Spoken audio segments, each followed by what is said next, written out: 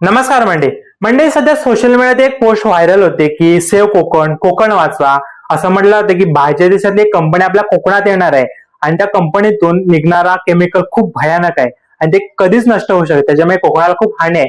पण मंडळी, खरोखर अशा स्टोरी पोस्ट टाकून जर कोकण वाचेल का? किंवा आपण हे कोकण वाचण्यासाठी वैयक्तिक काय प्रयत्न करतो? माझं एक छोटस मत आहे, ते तुमच्या समोर मांडतो. मंडळी, कोकणामध्ये खूप वेळा पाहायला मिळतं की जे जमीनदार असतात, तिथले स्थायिक जमीनदार, ह्या आपल्या जमिनी अशा व्यापाऱ्यांना विकतात, मग त्यांचे प्लॅन इकडे राहतात. तर जमिनी विकणं आपण बंद केलं, ह्या गोष्टींना कुठेतरी आळा आला, तर सेव्ह कोकण यासाठी आपला नक्कीच 100% काहीतरी हातभार लागेल. फक्त सोशल मीडियात स्टोऱ्या टाकल्या तर होणार नाही.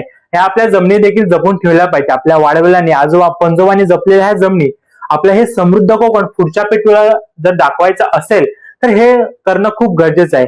आणि हे सेव्ह कोकण होण्यासाठी तुम्हाला काय वाटतं, हे तुमचं मत देखील मला कमेंट मध्ये नक्की कळवा. आणि आजची व्हिडिओ कोणत्याही सोशल मीडिया फेमस वगैरे होण्याचे नाही. कोकण वाचवा ह्यासाठी जे माझं वैयक्तिक मत होतं ते फक्त तुमच्या समोर मांडलं, बस एवढंच माझं म्हणणं होतं, बाकी काही नाही. आणि कोकण हे वाचलंच पाहिजे. समृद्ध कोकण हे आपल्या पुढच्या पिढीसाठी आपण हे जपून ठेवलंच पाहिजे. धन्यवाद.